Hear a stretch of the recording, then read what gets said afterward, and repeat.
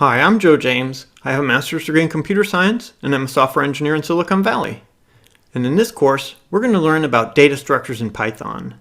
You might be wondering, well, why should I care about data structures in Python? Let's imagine for a second that you're a carpenter.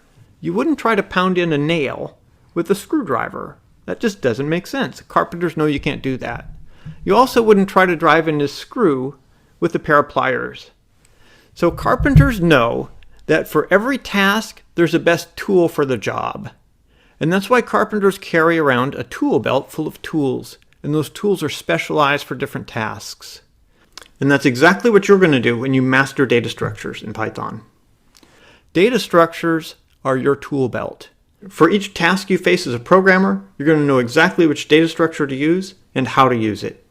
You're going to save time, write better code, and do it more efficiently. So in this course, we're going to learn about Python's built-in data structures, strings, lists, tuples, sets, and dictionaries. Then we're going to continue to learn about queues, stacks, and heaps. We're also going to learn about linked lists. Then we're going to cover binary search trees and graphs.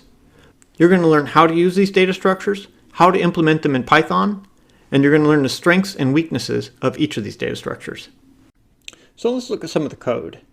First, we'll look at sequence types, string, list, and tuple. So I put a link here to the documentation. This is the official Python documentation. I encourage you to check that out. If you have any questions or you want more detail on any of these items, just look at the documentation link here. So first is indexing. We can access any item in a sequence by using its index. We put that index inside square brackets. And indexing starts with 0. The first element is always 0. So the fourth element is going to be index 3. So here we have a string frog that has 4 letters in it. If we want the fourth element, which is G, we print out x of 3. That gives us the G, as you can see in the output here. If we have a list of pig, cow, and horse, these are strings, we can print out x of 1, and that's going to give us cow. And again, it's just square brackets. And a tuple with 4 names in it, and if we want the very first name, we print out x of 0 with the 0 in square brackets, and that gives us Kevin. So that's indexing. Now let's look at slicing. We can slice out substrings, sublists, or subtuples using indexes. So the way indexing works is you put inside the square brackets, separated by colons, 3 possible parameters. So we can put a start, an end plus 1, and a step. And I'll show you what each of these means. So let's just use a string for this example. Computer, the word computer. Again, the C is index 0. So here we're going to print out x of 1 to 4. So since we didn't put a third parameter, that means the step is assumed to be 1. That's the default step. So when we put 1, that means the O. And that is inclusive. The from is, or the start is always inclusive. The end is non-inclusive. So if we look at item number 4, that's the U, that's the 5th item. It's non-inclusive.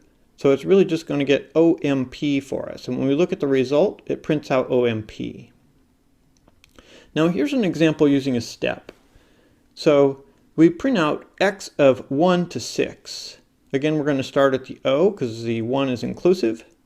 And we're going to go up to 6, which is the E, but it's non-inclusive. And we're going to do it in a step of 2.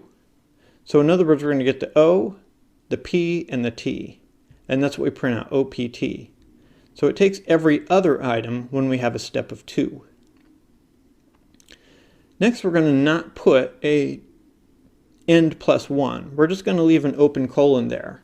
And what happens is when we put the open colon, 3 colon nothing, basically the default is end of string. So everything from the third item on. So here the third item is P, because we start counting at 0. The third item is P, and we get everything from P onward, P-U-T-E-R. So if you don't know how long a string is, or you just want to get all of the remaining elements, skip the first three items or something, you use an open colon. Next, we're not going to declare a start, so we can skip the start by just putting colon 5. So in other words, our default is we're going to start from the beginning of the string. We're going to get up to the sixth item because the 5 is non-inclusive. So COMPU. And you can see our result here is COMPU. So you can see if you don't declare a start, the start defaults to the beginning. And if you don't declare an end, the end defaults to the end. And if you don't declare a step, the step defaults to 1. So that's basically what's happening here. Let's look at a negative index. So if we print out just a negative index, -1, that counts from the right side of the string. So here we want the very last item in the string. We put -1, we get the R, the last element. And then here we get the last 3 items. So we put a -3 as the from and to the end of the string. So that gives us TER, that gives us the last 3 elements.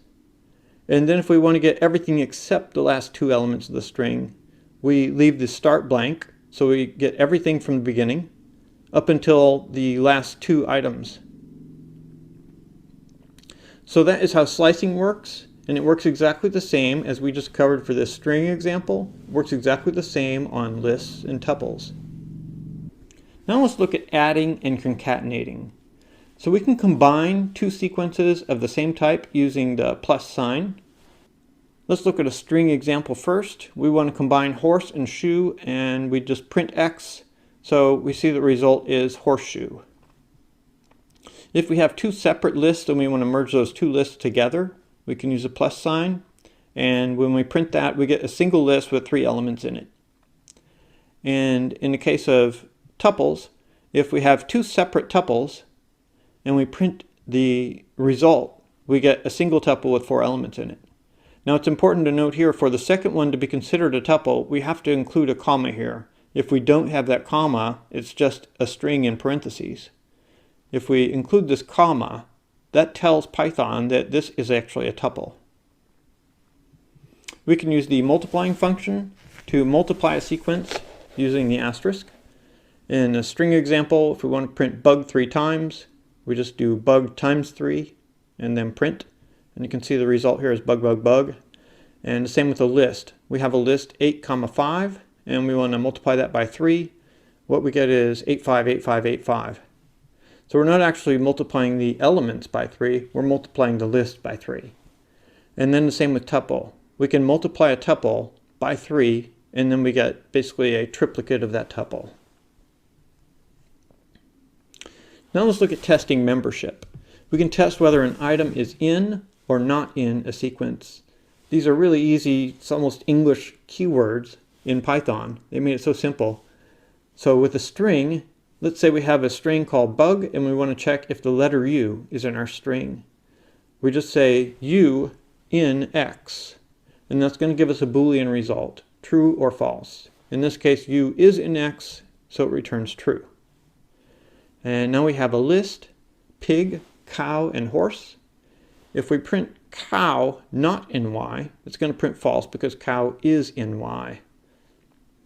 And for a tuple example, we have a tuple here with 4 names, and if we print one of those names in Z, we get true because it is in Z. So it's really easy to check membership using in or not in. If we want to iterate through the items in a sequence, we can say for item in X. An item can be any variable name you want. It can be for number in X or whatever you like. Here I just used a variable name item. Print item. If you want both the index and the item, here we have a list with 7, 8, and 3 in it. We say index, comma, item in enumerate X. The enumerate is going to return both an index and an item. So actually, again, these variable names are arbitrary. The first one is going to be the index. The second one is going to be the item itself. So you can name them whatever variable name you like, but you can get both the index and the item using the enumerate function. And then we have access to both the index and the item, as you can see the results. If you want to get the count or the number of items in a sequence, you can just use the len function. So in the string example, we have bug. We get len of X 3. This list, we have 3 items in the list, so we print len of Y, we get 3. In our tuple, the len of Z is 4. To find the minimum item, Python checks this lexicographically, which means the smallest on the ASCII scale. So you can use the minimum function on either alpha or numeric types, but you cannot mix alpha and numeric types into a list or a tuple. You'll get an error. So here in our string example, we print the min of x. We get the smallest letter, which is b. And in the list, we print the minimum of y, which is cow, because it basically is going to compare the first letter first, and C, it comes first alphabetically. And the same with the tuple, we print the one that comes first alphabetically, and that's Craig. So that's the min. The maximum item in a sequence, again, lexicographically, and it can be done alpha or numerically, but not both. So with bug, the maximum is U, and with pig, cow, and horse, we see that pig actually comes last alphabetically, and in our tuple example, in is the last letter alphabetically. We can find the sum of items in a sequence. They have to be numeric. So if you mix in other items that are non-numeric, let's say strings or something, it's going to give you an error.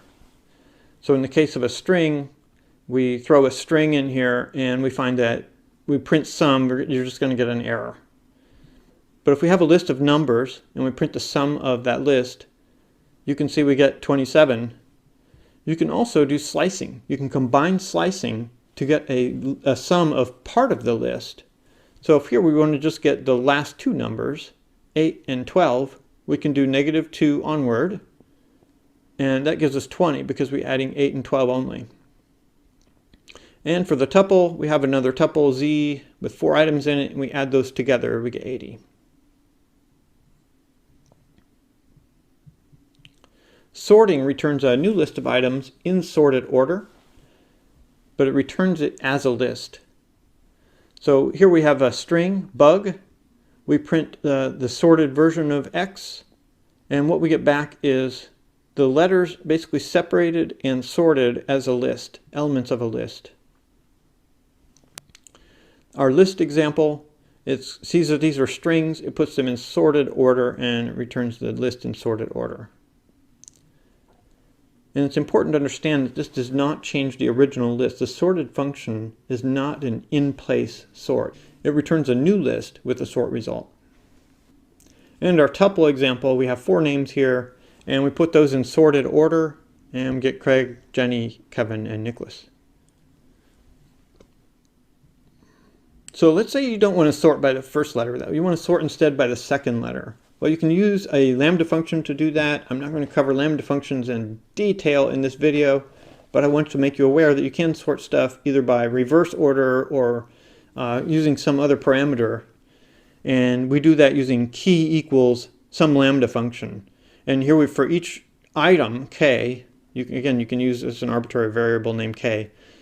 We're going to take the 1th item, which is the second letter. So here it's going to be E, I, E, and R. And we're going to put those in sorted order based on the second letter. And we can see those with the second letter in sorted order. If we want to get the count of items in a sequence, we can use the count function. And here we have the word hippo in a string. We're going to count the number of times the letter P appears in hippo, and we can see that the result is 2. Here I added the word cow to the list twice, so if we get the count of the word cow, we see that that also is 2. And here we just get the word count of Kevin in this list, and we can see that it's 1. And we can get the index of an item by passing in that item and asking for the index of it. And what it's going to give us is the index of the first occurrence of that item. So in the case of hippo, if we're looking for P, it's going to give us, let's see, H is 0, I is 1, the first P is 2. So we can see the result we get is 2. It stops looking after it finds the first item that matches in the sequence. And our list example, we have cow. We have 2 cows in here, and we're going to get the index of cow, and we're going to get 1 as a return value. And then for the tuple, we get the index of Jenny, and we can see that's 0, 1, 2. So unpacking of items in a sequence, we can unpack those into a number of variables. It's important that our number of variables exactly matches the length of that list or string, because if not, we're going to get an error. So here we have a list x equals pig, cow, and horse, and if we want to unpack those and assign each of these values to its own variable, we can say a, comma b, comma c equals x. And then that's basically going to put these in order, assigning them to a, b, and c. So when we print out a, b, and c now, these are each separate variables: pig, cow, and horse. So that's called unpacking. In the next lecture, we'll learn more detailed features of lists, tuples, sets, and dictionaries. So now let's dig into some of the specifics of lists, tuples, sets, and dictionaries. Again, as a recap, lists are the most general purpose data structure in Python. You're going to use these for almost everything in Python. I should say a lot of stuff. And lists can grow and shrink in size as needed, so you can continue adding items to them or deleting items from them, and the size of the list will shrink accordingly automatically. Python does that for you. And lists are a sequence type, so all of the sequence functions that we covered above are all useful for lists, and they're also sortable. A lot of data structures are not sortable. Lists are. That makes them useful for sorting data. So let's look at some of the constructors for lists. How do we create a new list? So there are a few different ways of doing this. One, we can create an empty list by just saying x equals list and then parentheses. That calls the list constructor with no parameters, and it gives us a new empty list. And another way to do it is, this is probably the most common way, is to pass in the items we want in that list inside square brackets. These square brackets, we can separate each item with a comma. We can pass in, here we have multiple different data types. We have strings, we have integers and floating point values all in the same list. And that's one nice thing about the versatility of lists you can see here. We can also create a tuple, which we'll cover tuple constructors in a minute, but as we create a new tuple, and we can pass that tuple into the list constructor just by putting it inside the parentheses in the list constructor, and that'll create a new list and assign it to Z. And lastly, we can use list comprehensions. I'm going to have another section on list comprehensions in a few minutes, so I just wanted to give you a little teaser of what you can do with list comprehensions to create new lists with sets of values. So here we're going to create a new list called A, and we put square brackets, and basically inside of that is a for loop and the range function. So we can say m for m in range 8. That's going to count from 0 to 7, and for each value m, it's going to assign m to the list. So here we get a new list with values 0 through 7 in it. And then if we want to do something more fancy, here's just a taste of it. I in range 10, so we're going to count 0 through 9, and we're only going to take the ones that are greater than 4. If I is greater than 4, then it'll pass I squared into the list. So here we get 5 through 9 squared into this new list. So that's a taste of what you can do with list comprehensions to create a new list using a for loop and the range function. You can also add if to filter items, and you can do whatever you want to the items that you're iterating. Now let's take a look at the delete function. If we want to delete a single item from a list, or we want to delete the entire list, we can do that using del. Here we have a list called X, and we have 5386 in it. And if we want to delete the 1th item, which is the 3, and we can just pass in the 1 in the square brackets, the index of that item, del x of 1. That deletes the 1th item, the 3, and we can see the new list there. And if we want to delete the entire list, we just say del x. Next, the append function. If we want to add an item onto the list, this is going to add it to the tail end of the list. We create a new list 5386, and we do x.append, and then we pass in that 7 as an argument, and we can append 7 to the tail of the list. Extend basically is similar to the plus function that we used up above. We're basically combining two separate lists into one list. So here we have x equals 5386, y equals 1213, and we can extend x with y. And then we print out the new x, and you can see we have all 6 items in it. We could also have used a plus for that. So insert, we can insert an item at a given index in a list. Here we have the same list we used above, and we insert at the 1th position the item 7. So here we can see the result is 57386. This is the position or the index we want to insert it at, and this is the item we want to insert. And then we can see here that you can not only insert an integer or a floating point value, you can insert a list into a list as an item. We have a list here with A and M in it as 2 items, and then we print out the revised list and we see that the second item or the 1th item in the list is another list with A and M in it. So that's the insert function. Let's take a look at pop. Pop basically pops off the last item from the list and it returns that item. So you can use that item if you want to. You don't have to, but you are basically shrinking your list by 1 item. So here we have 5386. As we pop off 1 item using x.pop, that pops off the last item as 6. We didn't assign it to anything or do anything with it, but we can see the new list is just 538. Here we print x.pop and it pops off the 8, the last item on the list now. And we print that. So we can see that the return value is 8 when we do x.pop. Remove, we can remove the first instance of an item.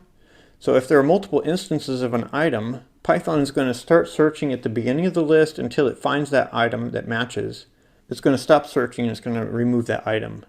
So here we have multiple 3s in this list. We're just going to remove the very first one. So if we do x.remove 3, we can see the revised list is without the first 3. Reverse function can reverse the order of a list. It's an in-place reverse, which means that it changes the original list. The original list is no longer the same as it was. So here we have an original list of x equals 5386, and then we apply reverse to it. It's not putting these in sorted order, it's simply reversing the order of the items. So we get 6835 as the reversed list. And then we can apply the sort function to it, which is also an in-place sort. You should note that we can use sorted of x. These are Python functions. Sort, there are 2 different ones, and they're a little bit confusing here. Sort is an in-place sort. Sorted returns a new list, so it's not an in-place sort. So here using the x.sort function, we don't pass anything in as a parameter to the sort function. We're applying the sort function to the x, which is what's calling the sort function. And we can see that we put these items in sorted order. And then if you want to do a reverse sort, we can pass into the sort function a parameter called reverse equals true. And that will give you a descending sort. So we get 8653 if we try and use reverse equals true. And again, this is the same parameter that you would use in the sorted function if you wanted to reverse sort using sorted function. But this one is an in-place sort. As you can see, Python lists are a really powerful data structure and they have a lot of built-in functions and features. But unless you want to become the carpenter who tries to turn every problem into a nail by pounding on it with a hammer, let's continue on in the course and learn other data structures and see what they can be used for. So let's take a closer look at tuples. Just to recap, we said that tuples are immutable. That means they can't be changed, and you can't add items to the tuple once it's created. They are useful for fixed data. If you're going to have a lot of changes to your data, then you should use lists. They are useful for fixed data. They're much faster for finding items than a list is. And these are sequence types, which means that all of the above functions are still going to work. So you can use all of those sequence functions that we've used above on tuples. So let's take a look at some of the constructors for tuples. How to create a new tuple? There are a few different ways of doing this. The tuple uses the parentheses as its constructor. So here we can create an empty new tuple using x equals parentheses, empty parentheses. Or if we want to pass in items, 1, 2, 3. The parentheses are actually optional, so even when you take the parentheses away, 1, 2, 3 separated by commas, Python knows that this is a tuple. Now if you want a tuple of just one item, you still have to put the comma. That comma tells Python that this is a one item tuple and not just an integer. And then you can see that we print here x and the type of x, and we get a tuple with just the 2 in it, and the class is a tuple. Now let's create list1 equals 246. This is a list with 3 items in it. We pass that list into the tuple constructor, and it creates a tuple called x. So here as we print out x, which is that tuple 246, you can now see that it doesn't have square brackets. It has the parentheses around it because it's a tuple. And we print out the type of x, and it's a class tuple. So there are several different ways there to create tuples. Tuples, again, are immutable. However, this may be a little confusing, so pay attention. Member objects may be mutable. If you have a list as one of the items inside a tuple, you can make changes to that list. You can add or delete items from that list. You can change the items in the list. So let's take a look at what we mean here. If we have a tuple with 1, 2, 3 in it, and then we try to delete the 1th item, which is the 2, that's going to fail. That's going to give us an error in Python.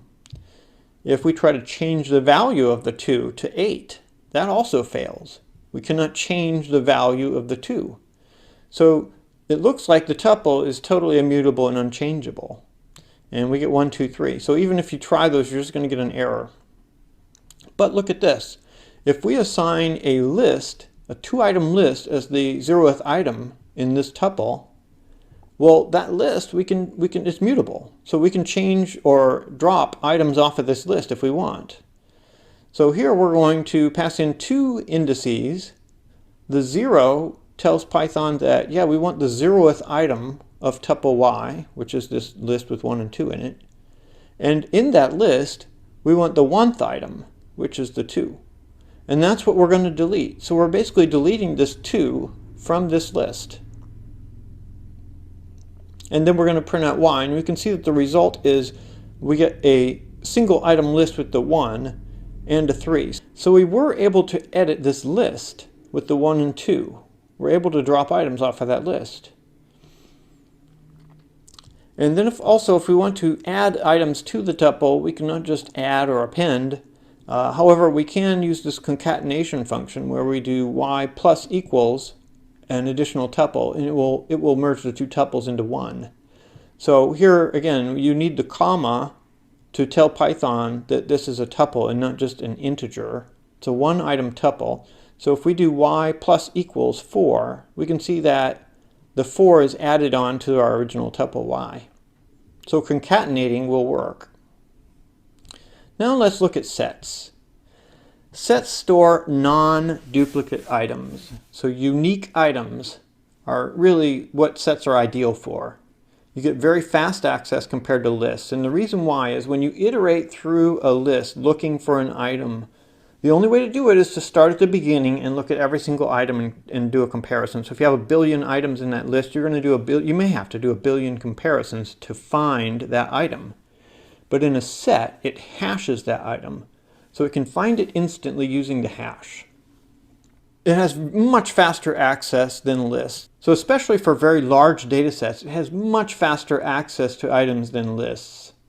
It's great for checking membership. The set is also great for doing math set operations, things like union and intersection. And keep in mind that sets are unordered, which means you cannot sort a set. So let's take a look at the constructors for a set. Here are a few different ways to create a new set. We can use these curly braces, and you'll see here as we pass in 3535, we've got some duplicates there. What Python does is it filters out the dupes and gives us a set with just 3 and 5 in it. And if we create a new empty set, we can just use the set constructor with parentheses, and then when we print out y, you can see we get an empty set. If we want, we can also pass in a list. Here we have 2, 3, 4, and we call the set constructor using the parentheses and passing our set as a parameter. And we get a new set z, and when we print that out, we get 2, 3, 4 as a set. So that's a few different ways to create sets. Some of the set operations you can use. you can add an item to a set by using x.add. So here we add a 7 to this list of 3, 8, 5, and then we remove a 3 using x.remove. So you can see the result here is that after you add the 7, you get the 4 item list, and when you delete the 3, you get back down to 8, 5, and 7. So add and remove both work for sets. And then if you want to get the length of a set, you just use len. Checking membership, we use in or not in. So if we want to check if 5 is in the set, we just do 5 in x or 5 not in x. And that's going to give us a Boolean return. Here we can see we got true for 5 in x. And then we can also pop a random item. Bear in mind the set is not ordered. So we don't know which item we're going to get. We're going to get a random item off the set. And then here, actually the pop function returns the item itself. And so we're printing out that item and the new list x. So here we can see the item it gave us is 8, and the new set is 5 and 7. And then if we want to delete all the items from a set and get an empty set back, we can do x.clear. Let's look at some of the mathematical set functions. So we said that we can do intersection and union, which are and or functions. So the intersection is done using an ampersand with 2 sets. And the union is done using the pipe or bar. So set 1, pipe, set 2. Symmetric difference, or exclusive or. In other words, in items that are in set 1 but not in set 2, or in set 2 but not in set 1. And the difference, we can just use a subtraction. So set 1 minus set 2 gives us the difference between those two. And then we can check if one set is a subset or fully contained in the other set using the less than or equal to or greater than or equal to for superset. So we have 2 different sets here, set 1 and set 2. And when we do the intersection, we can see that the intersection is 3. They both have this value 3. When we do the union, we get all the items that are in either set. So 1, 2, 3, 4, 5. So when we do exclusive or, using the up caret, we get 1, 2, 4, 5, which is all the items that are in one set or the other, but not in both. And then minus, we get 1 and 2. And then since neither set is a subset of the other set, both of these two return false. So those are some of the mathematical set operations you can do on sets. Now let's take a look at dictionaries. So first a recap on dictionaries. Dictionaries are key value pairs. So most programming languages have some equivalent of the Python dictionary. They don't always call it that. Some of them call it a hash map. Java calls it a hash map. Dictionaries are unordered. That means they cannot be sorted. They can be converted to a list and then sorted as a list, but they cannot be sorted as a dictionary. So some of the functions that we can do, how do we create new dictionaries? Let's take a look here at our constructors. So if we create a new dictionary using the curly braces, then we need to pass in members, key value pairs, separated by a colon, and then spaced out with commas. Okay, so here we have 3 key value pairs. The key is on the left, a colon, and then the value. And these are 3 different ways of creating exactly the same dictionary. So in the second example, we pass in a list of tuples. So the tuple contains 2 items. It has a string and separated by a comma, the floating point. So there are 3 tuples in a list passed into the dictionary constructor, which is in parentheses. And then the third one passes into the dictionary constructor. Notice that there are no quotation marks around the strings here. We just have pork equals 25.3, and Python knows that this is a string. So these are 3 different ways to create dictionaries in Python. They all do exactly the same thing. Some of the operations of dictionaries. Now we notice that shrimp is not in our dictionary. So if we want to add shrimp, we can say x of shrimp equals 38.2. In this case, there is no shrimp in the dictionary yet, so it's going to add a new key value pair for shrimp 38.2. If there already was a shrimp in the dictionary, then it would update the value to 38.2 for shrimp. it looks up this key and it will update the value for it. So this is add or update. And Python's not going to tell you if that was in there or not. If you want to check, you can check first, right? If shrimp in dictionary.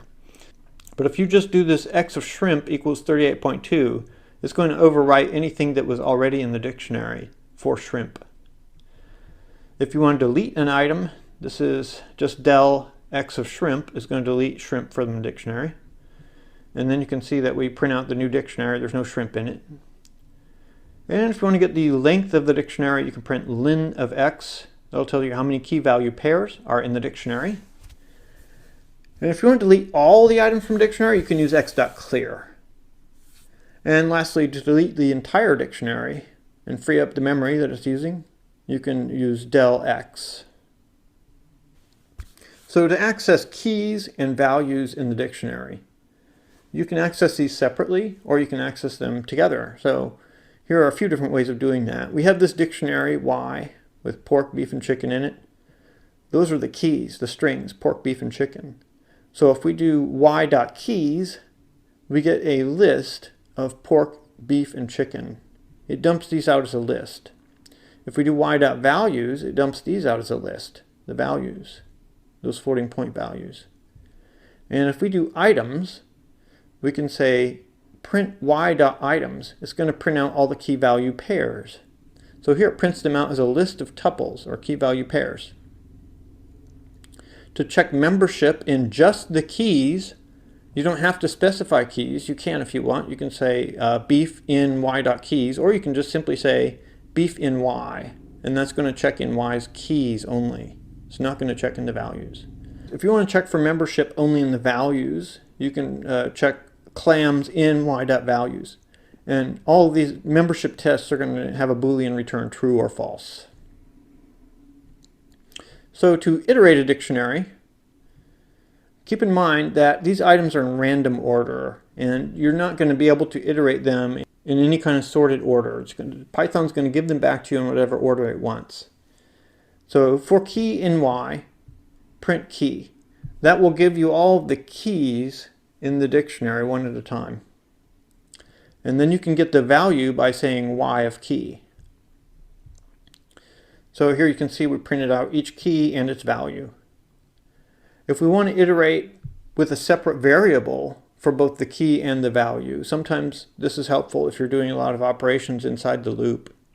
You can put whatever variables you want. I used k, v as my variable names. And what you do is you iterate y.items. And then items returns a tuple, a two-item tuple of the key and the value, and it assigns them to whatever variable names you have here. So k and v in my case. So you can see the result here is the same. We iterate through the items, we print out both the key and the value. So that wraps up this video on built-in Python data structures. Now you should have a pretty good understanding of how to use Python's built-in data structures, strings, lists, tuples, sets, and dictionaries. Make sure you download the code and get some practice using it, because it's hands-on practice that's going to make you a good programmer. In the next section, we'll learn how to use list comprehensions to create new lists.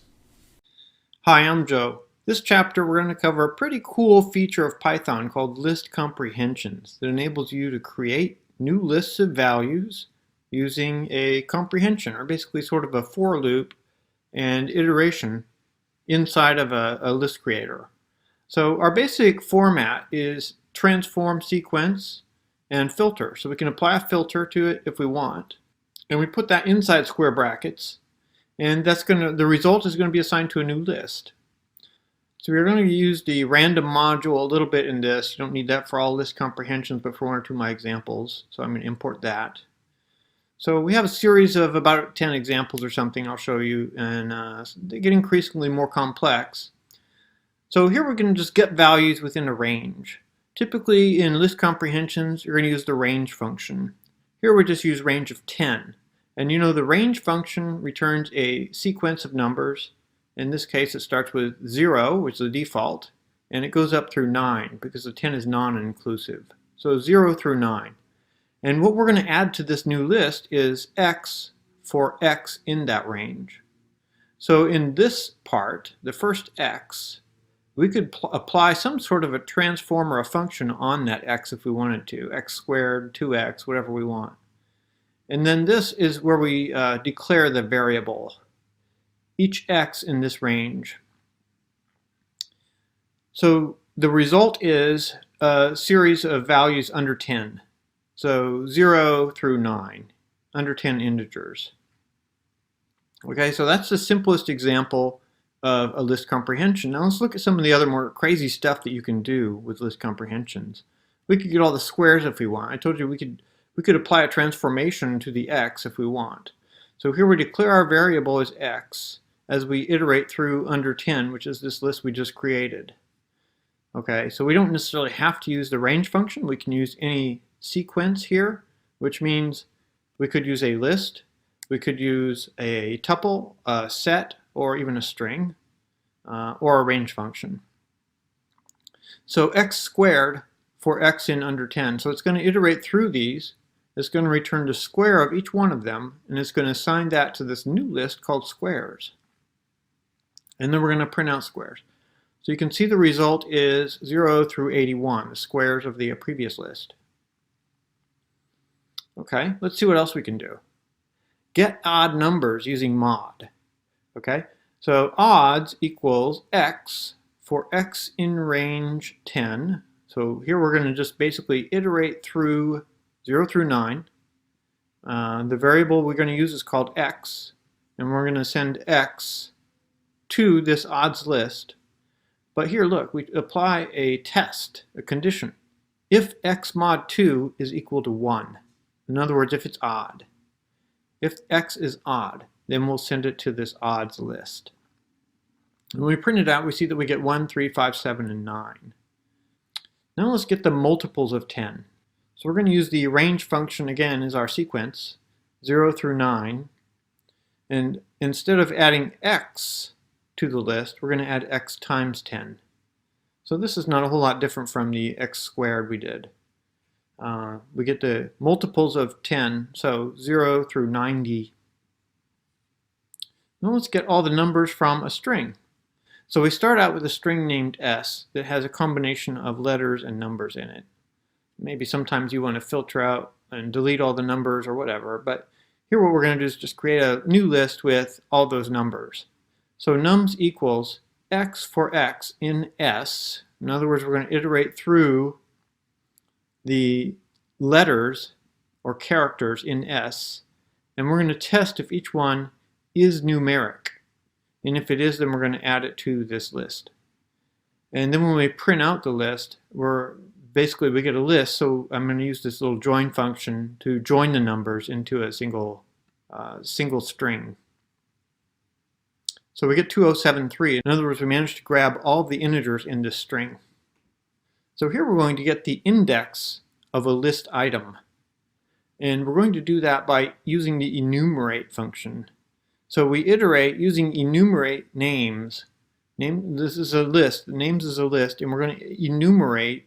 Enumerate returns both a key and a value for each item in the list. So we start out with Cosmo and 0. And then we get Pedro and 1, Anu and 2, right? So we're getting each name, we're getting the key and the value. Our test is if the value is equal to Anu. Okay, so that means here. Then the key is going to be equal to 2. And then what do we add to the list? Well, we add K. We add K, we add the key, we add 2. So at the end result here, we get a list with just a 2 in it, because that's the only one that passes this test. And then when we print out the 0th item in the list, of course it's a 2. It's a 1-item list. And we can also delete an item from a list. Here we have a list of letters, actually a string. We start by iterating through the string A, B, C, D, E, F, converting it to a list of letters just by adding each letter in the string to a list. So now we have a list of A, B, C, D, E, F as individual letters. We shuffle those using this random function. So now we have shuffled letters A, B, C, D, E, F. And each one of them is basically a string object in the letters list. So we're going to create a new list that passes this test. A for A in letters if A is not C, right? In other words, every letter in this list except for uppercase C. So we're going to get A, B, D, E, F. And you see when we print them out, we get D, F, E, A, B, but we do not get C. So we get, yeah, that works pretty cool, huh? We basically filtered out the C wherever it is in the list. We don't know, but we filtered it out. That wraps up this lecture on list comprehensions. You can download this code from my GitHub site and test the code and run these examples. And I encourage you to use list comprehensions. These are really a useful tool in Python for creating lists. In this section, we're going to learn how to use stacks, queues, and heaps. First, we'll cover the fundamentals of each of these data structures, what key operations each of them has, and then how you can implement them in Python. These are three very useful data structures. Let's start by learning about stacks.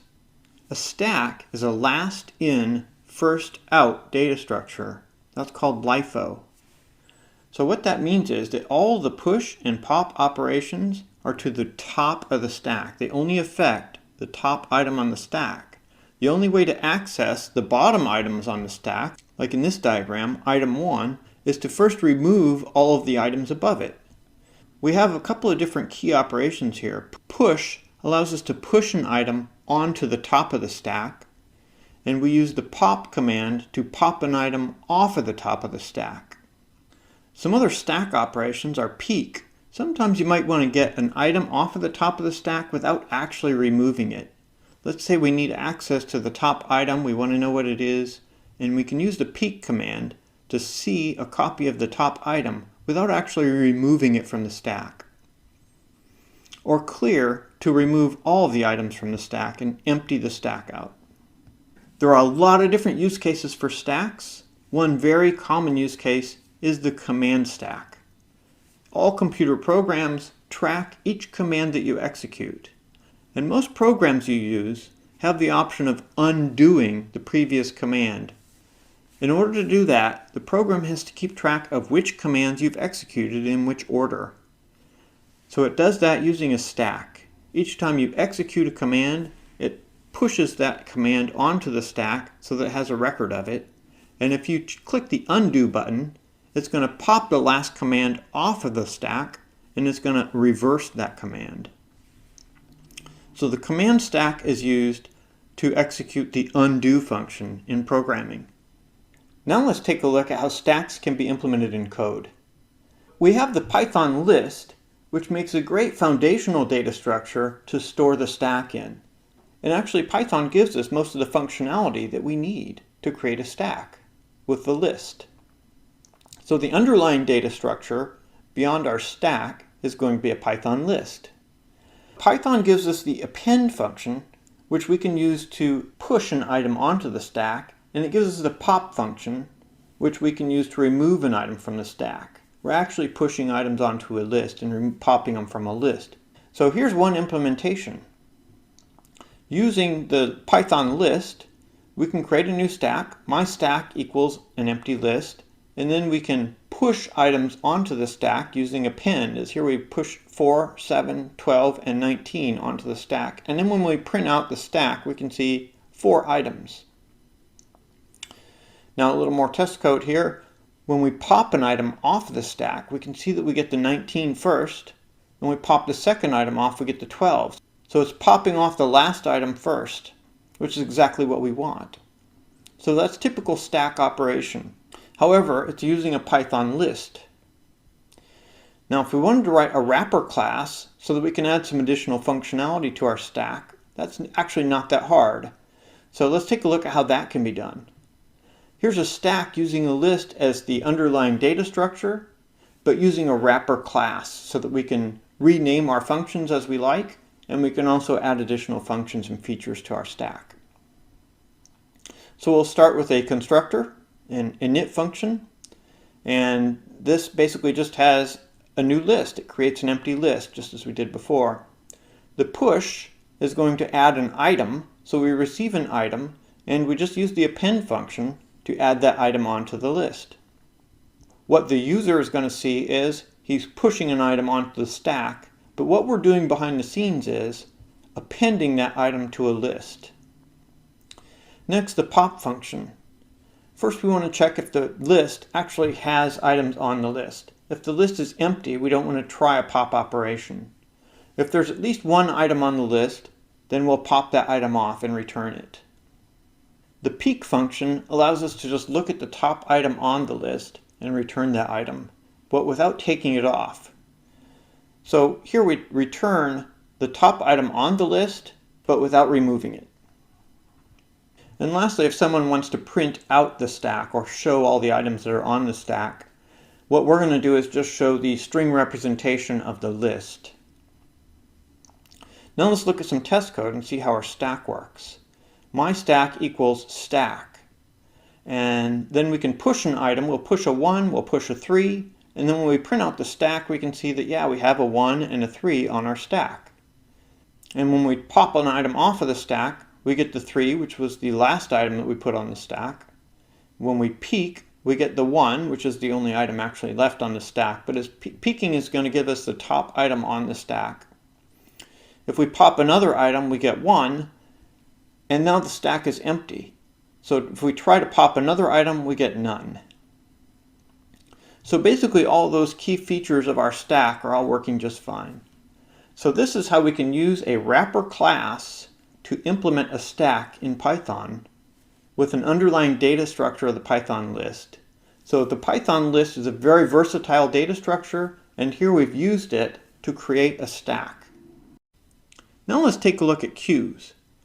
A queue is a FIFO, or first in, first out data structure. This is really intuitive because we see queues in every walk of life. Almost in everything you do on a daily basis, you encounter queues. Queues have two key functions. You enqueue an item by adding it to the end of the line. You dequeue an item means removing it from the front of the line. So some use cases for queues, just about everything you wait in line for. So bank tellers, placing an order at McDonald's or your favorite restaurant, DMV, customer service, supermarket checkout, pretty much anything that has a line is what a queue is. And it's important to be able to model that in a computer program. So the queue data structure allows us to do that. Now let's take a look at how we can implement a queue in Python. It's actually pretty simple because Python already provides us a built-in library called the deque, or D-E-Q-U-E. That's a double-ended queue. That allows you to add and remove items from both ends of the queue. For our simple queue, we don't really need that functionality. We just want to be able to add items to one end of the queue and pop them off of the other. So we can use the append function to add items or push items onto our queue, and we can use pop left to remove items or pop items off of the queue. You can see the full documentation in Python here if you want to learn more about how double-ended queues work. So for basically just using a double-ended queue in Python as a single-ended queue, we can use from collections import deque. That's going to import our double-ended queue library. And then we'll create a new queue, myQueue, and that's going to be a double-ended queue object. And then we can append items or push items using the append function. So we can push a 5 and we can push a 10 onto the queue. And then when we print out the queue, we see that we have a double-ended queue with a 5 and a 10 on it. And then if we want to pop items off of the queue, we use pop left. And here we get the 5. That pops an item off of the tail end of the queue or the left end of the queue. So it's pretty easy to implement a queue in Python. This is obviously a common enough data structure that Python built in a library for it.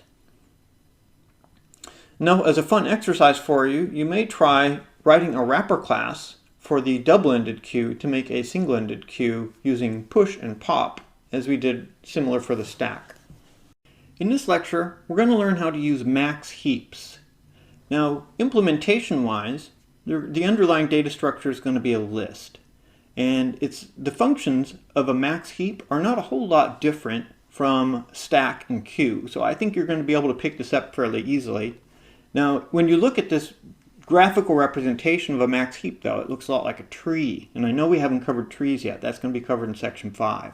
But bear with me. I think you're going to figure this out pretty easily.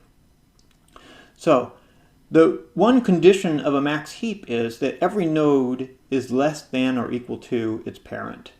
That's the key. So you'll see that 25 is the parent of 16 and 24, right? 25 has a left child and a right child, and it's greater than or equal to both of those. And then 16 is greater than or equal to both of its left and right children, and so on. So every node in the tree has to be less than or equal to its parent, and every parent node has to be greater than or equal to the nodes below it. So that is the core condition of a max heap. And the reason it's like this is so that we can instantly remove this max number anytime we want. Anytime we want to pop the top number off of the heap, we know that it's the highest number in that heap. So the highest number always rises to the top of the heap, and it can be instantly removed and used. So max heaps are fast. If you're familiar with Big O notation, you can insert or add an item to a max heap in Big O of log n time, which is extremely fast. And you can get an item, you can get the max item off of the top of the heap in Big O of 1 time, which is pretty much instantaneous. You can remove the max, or pop, in Big O of log n time. So the response time for a max heap is extremely fast. And that's why we use max heaps for some things. If you need to pop the maximum number off a heap, you can get it very quickly. Max heaps are easy to implement in Python using a list. Not as easy as the other 2 data structures we just covered, but not too hard. So I think you'll be able to follow this, but I'll warn you the code is a little bit longer and hairier than the previous 2 examples that we just covered. But I've already written all the code. All you have to do is just follow along with the explanation. So you can see that using a list, we have an index that corresponds, a list index that corresponds to each node, starting with 1 at the top, and then 2, 3 across, 4, 5, 6, 7 across on the next tier, and then on the next tier, 8, 9, 10. So it's a pretty easy indexing system that corresponds to these nodes on the tree. And then when you look at our list, how we put the items into the list, well look, 25 is at index 1, and then 16, and then 24. So look, we know that 16 is not greater than 24, but it looks like, wow, it's lower than node 3 here, or index 3. Why is that? Well, because our rule is that 16 has to be greater than everything below it on the tree, which it is. So our condition is met. This is a max heap. 16 does not have to be greater than 24. We didn't say greater than everything behind it on the list. No, on the tree. So this is a valid max heap. Okay? And that is how it is implemented in the list using these list indices. So we can instantly access any node in the tree or any node in the max heap. Now let's say we wanted to access the 5. We know that the index is 4. This is at index number 4 for this 5 node. Now we can also access 5's parent, which is the 16. We simply divide the index by 2. So this 4 divided by 2 gives us the index of 5's parent node, which is 16. And if we want to access 5's children, it's the same thing. 5's left child is times 2 to get the index of 5's left child, 8. And then times 2 plus 1 gives us the index of 5's right child, 8 and 9. So if we take a given node at index 4, we can access his right and left child by times 2 and times 2 plus 1. And we can access 4's parent by just divide by 2. So it's pretty quick, easy operations to access the parent and children node in this tree. Now max heap operations, like I said, these are exactly the same operations that we just covered for stacks and cubes. So we want to be able to insert or push an item onto the heap. We want to be able to peek, find out what is the max item on the heap without popping it off. And then we want to be able to remove an item from the heap and return it, which is a pop operation. So the same 3 operations for heaps as we had for the previous 2 data structures. Let's look at how those work.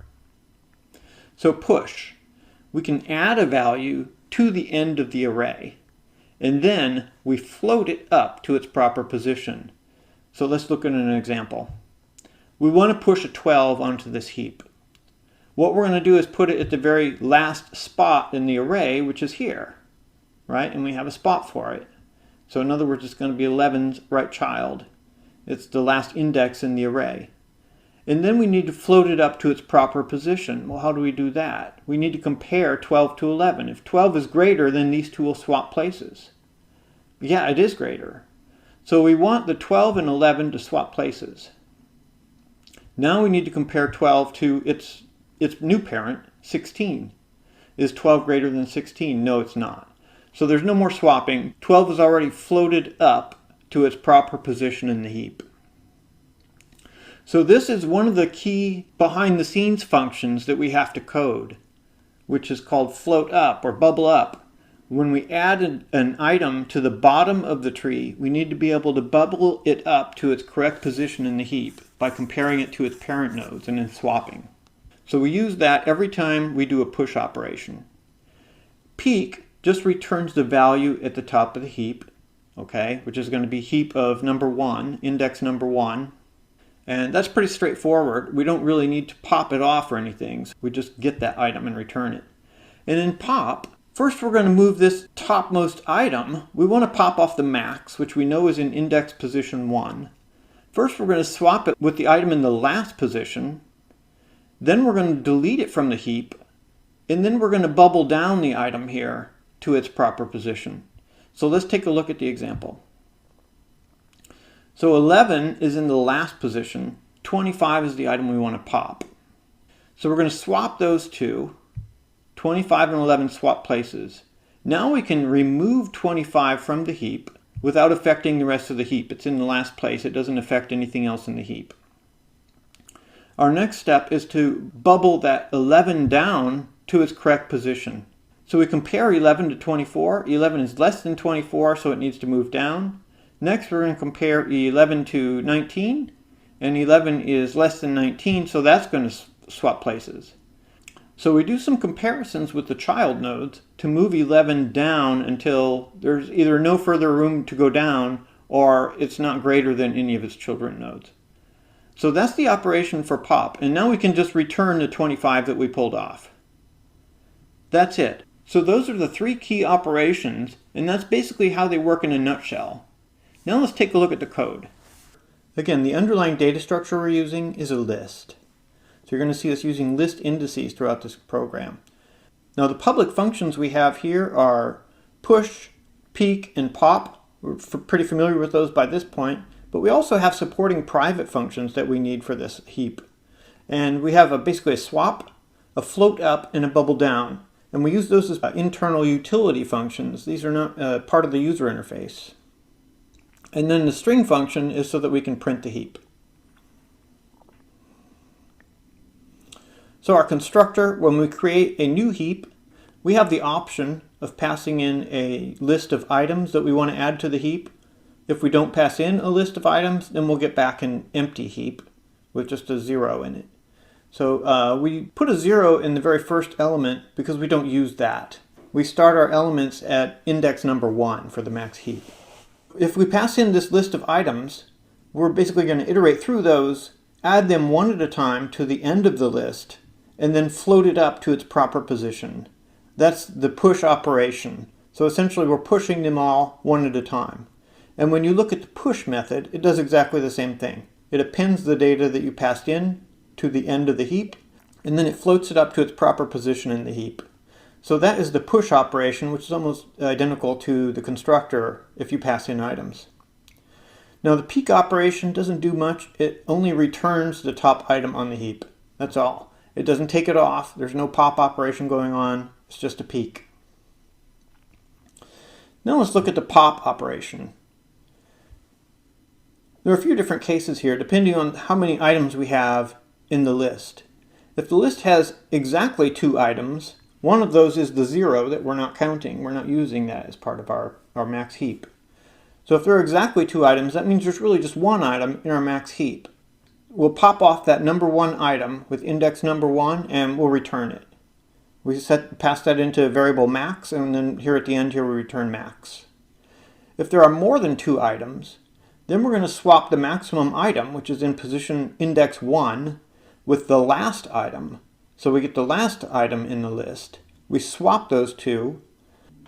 We pop off the last item and assign it to this variable max. And then we bubble down the first item that we moved into the top position.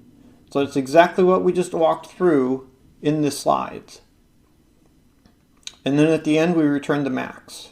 So that's how the pop operation works. And in our utility functions here, swap really just swaps 2 different items. We pass in 2 indices, we swap those 2 items in the list. Now the float up function is going to receive an index of the item that we want to float up, probably the very bottom item in the list initially. First we'll get the index of its parent. If it's already in the top position, then there's no floating up to do. It's already risen to the top. Otherwise, we're going to compare it to its parent, and if it's greater than its parent, then those two need to swap places. So we'll swap the positions of the item index passed in with its parent. Then we'll call the float up function recursively on the parent. So this will continue the float up function until the element reaches its proper position. Bubble down kind of does the opposite. It takes an element that's at the top of the list and it bubbles it down to its proper position. So we can pass in an index. We get the left child and the right child by multiplying the index by 2 and times 2 plus 1. And then we'll set the largest equal to index. We do a little comparison. If the item we're bubbling down is less than its left child, then we're going to swap positions with the left one. If the item we're bubbling down is less than the right child, then we're going to swap positions with the right child. So if there's any swapping to be done, at the very end here we check, do we need to swap? If so, we'll call this swap function on the item we're bubbling, the target item, with the larger of those two. And then we'll recursively call the bubble down function again on the same item that we just bubbled until it reaches its proper position. And our test code here, we don't have a whole lot of test code. We create a new max heap with 3 items in it. Obviously the 95 is the highest one and 21 is the second highest. We push a 10 on, and then we can see that our list now has, ignore the 0, really has 4 items in it. And when we pop one off, we get, of course, the 95. And when we peek at the next item, now that the 95 is gone, we can see that the 21 is the next item in the max heap. That is how a max heap works, and that's how you can implement it in Python. And by simply changing a few greater than or less than signs, you could change this to a min heap. Let's say you have a collection of items that you want to store, and you want to be able to iterate through them. So you want to be able to find an item in the list. You want to be able to insert an item, but you need very fast insertion speed, especially at the front of the list. You want to be able to insert new items at the front. You need to be able to remove items from the list. You also may want to iterate forward and backward through the list, or possibly even in a continuous circle through the list. So one possible storage solution for these requirements is a linked list. We're going to learn how to use linked lists and what they are, and we're going to learn a few different types of linked lists. A standard linked list, a bidirectional or doubly linked list, and also a circular linked list. We'll learn how those work, the major operations used with linked lists, and we're also going to go through, of course, how to code a linked list in Python. So let's take a look at how linked lists work. Every linked list is going to be composed of what we'll call nodes. You can call it whatever you want. In this video, we're just going to call each item in a linked list a node. You could store whatever data you want in a linked list. It could be a student node, it could be an employee node, whatever, it doesn't matter. But we're going to call it a node, and that's kind of the common nomenclature for the items in a linked list. Just call them nodes, and each node is connected to the next node, so it has a pointer to the next node. So those two things. It has a piece of data, which for us is just going to be an integer in this video, and it has a pointer to the next node. So those are the two key components of every node in the linked list. Now a linked list looks something like this. Each node has its own piece of data, and it also has a pointer to the next node. There can be any number of nodes. It's basically unlimited only by the amount of memory you have in your system. And the very last node here, you'll see, there's no next pointer. So we're going to store like a none there to indicate that there's no next node. That's the last node in the list. At the very front, we call that the root node. That's the first node in the list. So we need a pointer to point to the starting point for the list, and this is what we call the root. So we have a pointer to the root, and the operations that we need for each linked list, we need to be able to find data, we need to be able to add a piece of data, we need to be able to remove a piece of data from the linked list, and we need to be able to print the list somehow. So we're going to see how each of these operations works, and then we're going to see how to code it in Python. Now the attributes for a linked list, you have a pointer to that root node, and then we're also going to track the size of the linked list, so at any given time you could find out how many nodes are in the list. Let's look at the add operation. So here's our linked list. We have a pointer to the root. We want to add 10. That's our command. Let's add 10. So we first are going to create a new node with that data 10 in it. We don't have anything in the next pointer yet, but what we're going to do is we're going to point the next pointer to where the root is currently pointing. So the root currently points at this 5 node. We're going to put our next pointer for this new node pointing at the root node. And then we change our root to the 10.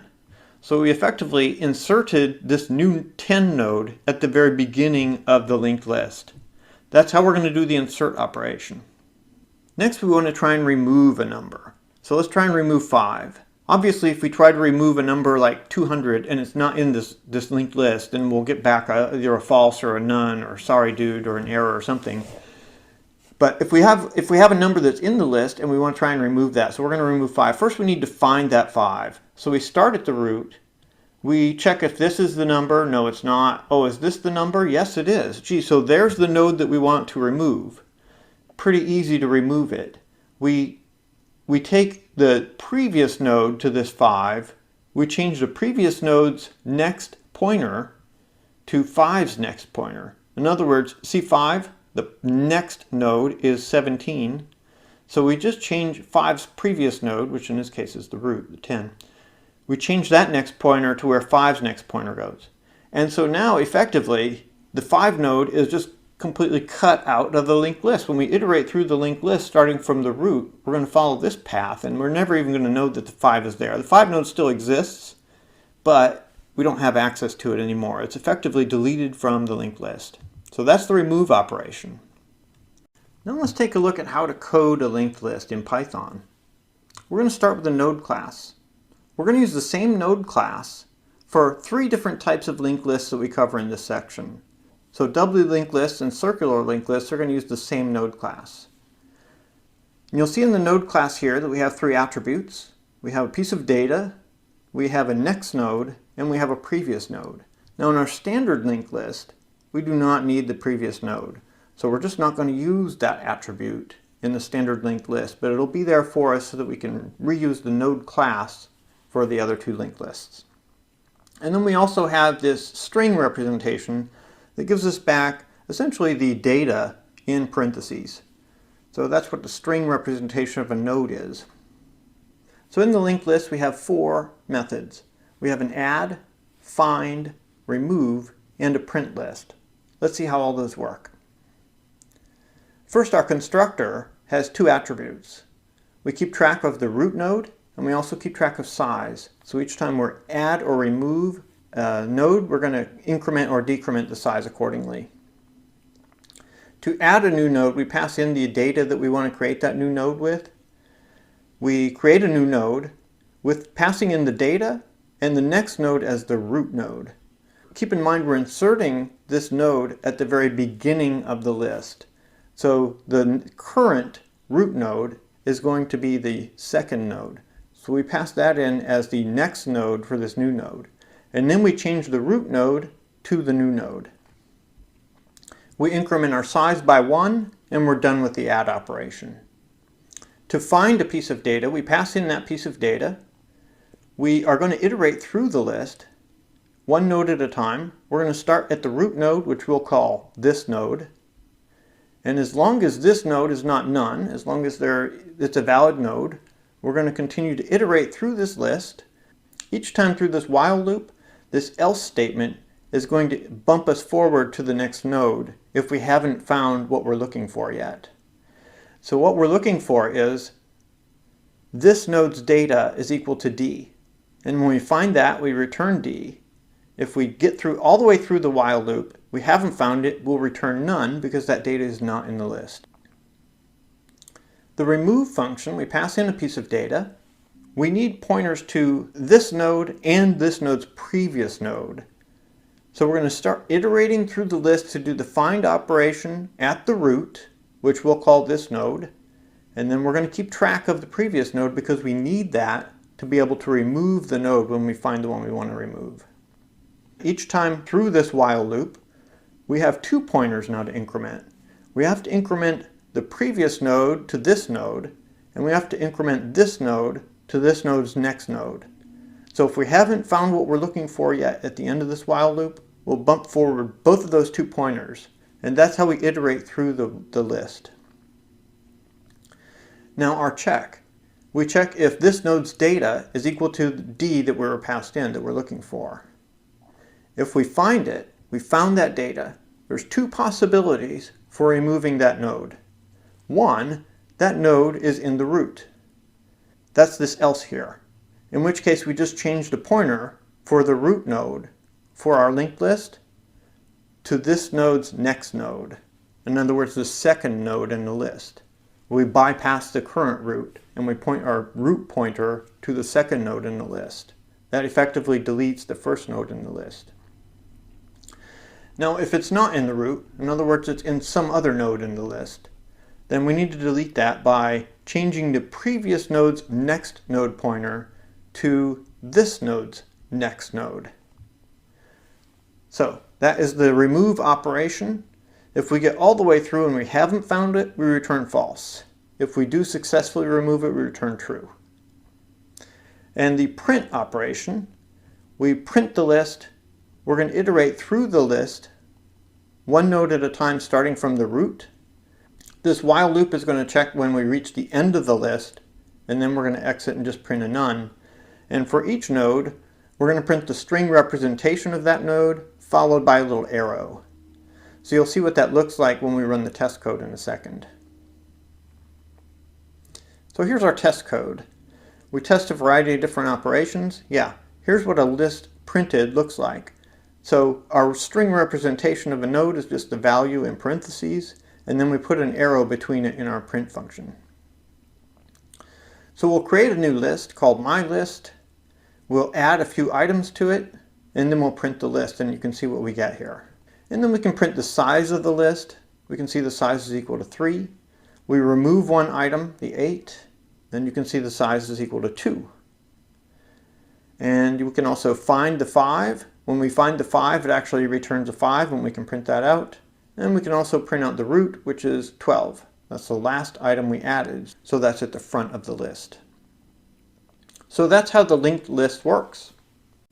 So a circular linked list is almost identical to a standard linked list, except that from the very end node, instead of having a none pointer to the next node, it's going to have a loop back to the very beginning, to the root node.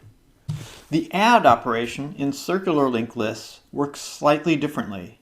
Because we have this loop back to the first node from the end node, we'd rather not have to go back and update that every time we insert a new node. So we don't insert the new node as the root node anymore. Now instead we're going to insert it as the second node.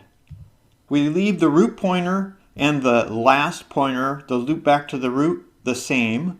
And instead we insert our new node as the root's next node. And then the next node for our new node is going to be what was previously the second node. So that's the add operation for a circular linked list. So that's basically it. That's the only difference with a circular linked list. So what are the advantages of a circular linked list? Well, it's great for modeling continuously looping data or objects. So something like a Monopoly board or any game board or a racetrack or something that continuously loops. And there are a lot of different looping objects in the real world. So if you want to model some continuously looping set of objects in a computer program, a circular linked list is one way to do that. The circular linked list is very similar to the linked list with a few modifications. In the add method, we have to check whether the list is empty. And if it is, then we add the first node, then we make its next node point to itself. Sounds crazy, but we need to loop back to something. So we loop back to the first node, the root node. Else, if there's already at least one node in the list, we can create a new node and insert it into the number 2 position right after the root and change the root's next node to point to this new node. So that's how the add operation works. We can see the code here. It's only a few lines of code. The find method works exactly the same as in the regular linked list, except that in this elif statement, we have to do a check if we've circled all the way back to the root node again, because if we have to stop our find and return false. We didn't find it. We searched the entire list. We didn't find the value we were looking for. We returned false. For the remove method, let's scroll down here. For the remove method, we need to track both this node and the previous node. So we're going to set pointers for both of those to start out. So we'll start out at the root node and we'll set previous node to none. And you can see towards the end of our while loop here, we advance both of these pointers one node. So they both move forward to the next node. Now we test if we found the data. That's this first if statement. Bingo, found, if we pass this test. And if so, there are two possibilities for the remove function. Number one, if the previous node is not none, tests whether the data was found in the root node. And if not, the remove is an easy bypass operation for changing the previous node's next pointer, which is what we do here. And case number two, else, if we need to delete the root, we use this while loop to find the very last node in the list so that we can update its next node to point to the new root because the root has changed. So we find that, we find the last node, we update the last node's new next pointer, which is the new root, and then we update the root pointer itself. Lastly, we decrement the size by 1 and we return true if we successfully remove the data. And in our print list method, we iterate through the list, we print each node followed by an arrow, as you can see, and our while loop has to check if we've made it back to the root so we know when to stop. So this is the test we have here. While this node dot next node is not the root, we continue to iterate through the list. Now let's take a look at the circular linked list test code. Here we create a new circular linked list. We'll just call it CLL. We're going to add a bunch of items to it using a for loop, adding one item at a time. And then we can print the size of the list. We can see down here the result, the size is 5. We try to find an 8. If the value is actually in there, it will return 8. If we try to find an item that's not in the list, it's going to return false. So we can see when we try to find the 12, we get back a false. And instead of using our print list function, here we're going to iterate through continuously so that you can see when we pass by, we're going to print 8 items even though there are only 5 in the list.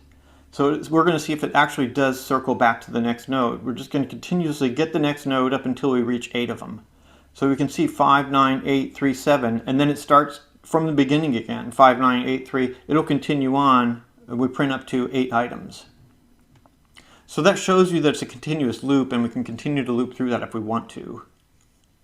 Right, a little more test code. We can print the list and here's the current contents of the list and then we remove an 8 and when we print out remove 15 result we see that it's false because there's no 15 in the list. We can see that. And we print the size of the list. Now we have 4 items because we removed 1. We try to remove the 5 node. That completes successfully, and then we print the list again, and we only have 3 items left. So that wraps up this lecture on the circular linked list. Now let's look at doubly linked lists. These are also sometimes called bidirectional linked lists because they have arrows pointing both directions, to the next node and to the previous node. So a regular linked list looks like this. A doubly linked list, each node has 3 pieces of data. It has a pointer to the previous node, a pointer to the next node, and the data itself that it's storing. So it has those 3 things, 3 components to the node of a doubly linked list. So this is what a doubly linked list would look like, a simple one with 3 nodes. We have here a 4, a 23, and a 7. So let's say we want to delete an item. This is a little more complicated because we have 2 pointers to fix, not just 1. So we found this item that we want to delete. We're going to call that this node, and then the previous node to this node is the 4, and the next node is the 7. So how do we delete it? Well, we look at this pointer from the previous node that's pointing to this node. And we look at the pointer from the next node that's pointing to its previous node, right? These ones that are pointing to this node, they have to be fixed. They basically just have to bypass it. So what we do is we change 4's next pointer. Instead of pointing to this, it has to point to this node's next node. And then for 7's previous pointer, instead of pointing to 7's previous node, it has to point to this node's previous node. So we basically do 2 adjustments here. Prev.next equals this.next, and next.prev equals this.prev. So those are the 2 changes that we do to cut this node out of the list. And you see, once we get these red arrows in place, once we fix these 2 pointers, we've effectively cut node 23 out of our linked list. We've deleted it. So that's how the delete operation works in a doubly linked list. Some advantages of the doubly linked list over a standard linked list: you can iterate through the list in either direction. That's pretty obvious. But when you have a really large linked list and you don't want to iterate through all of the items because you happen to know that your item is towards the end of the list, you can actually save quite a lot of time by starting your iteration at the tail end of the list and working your way back. So you could save a pointer to the very end of the list as well.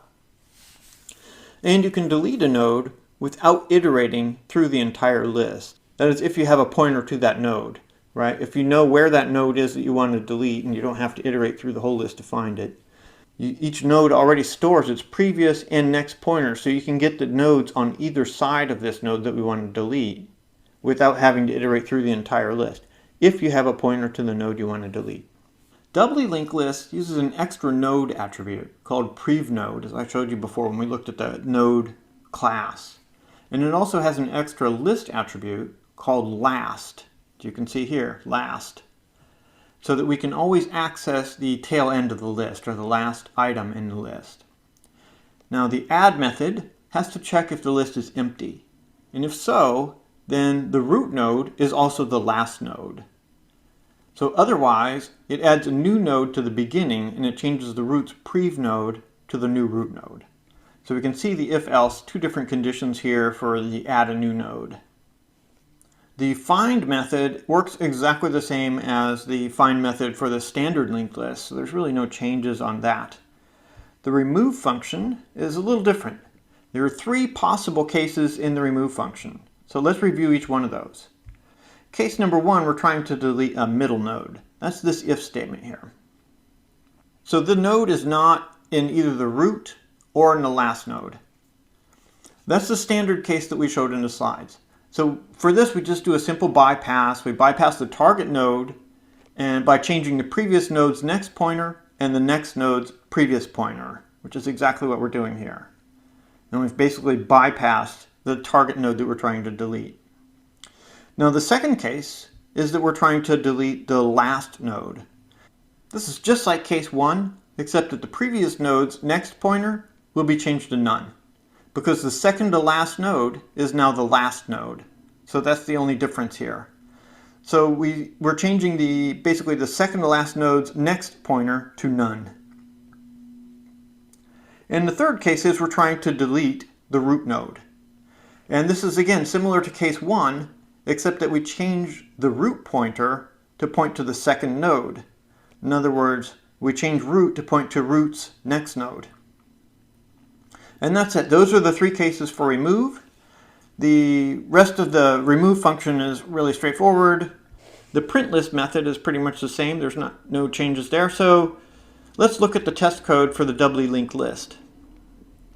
Here we create a doubly linked list, DLL we'll call it.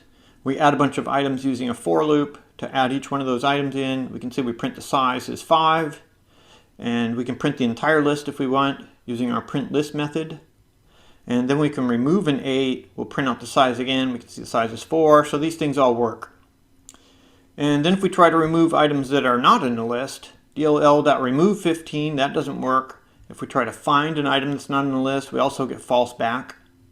And if we add some numbers, 21 and 22, and then we remove a 5, and then we print the list again, we can see that 21 and 22 were added to the front of the list, and the 5 was removed. That was a tail node, the last node in the list, and we successfully removed that. And then just for fun, we see that we can print out the last node's previous node, which should be the node right before the 9, which is this 3, which is exactly what it does. So we can access nodes from the tail end of the list also. That wraps up this section on linked lists. So in this section, we covered a standard linked list, a circular linked list, and a doubly linked list, or a bidirectional linked list.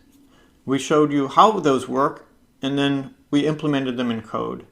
And again, I encourage you to download this code and run it and try it out. Make some edits to it, change it, use your own tests on it to see how it works. By using the code, you're going to better understand how the code works, how linked lists work, and how to eventually write your own linked list code, hopefully. In this lecture, we're going to talk about trees. After section 1, where we covered Python's built-in data structures, trees is definitely the next most important section of this course. Trees are a critically important data structure in all programming languages, and let me explain why to make a point. I'm thinking of a number between 1 and 8 million. Can you guess my number? Well, you guess 4 million. I just say wrong. And you're thinking, uh-oh, aren't you going to tell me higher or lower? No. You have to guess until you get my number.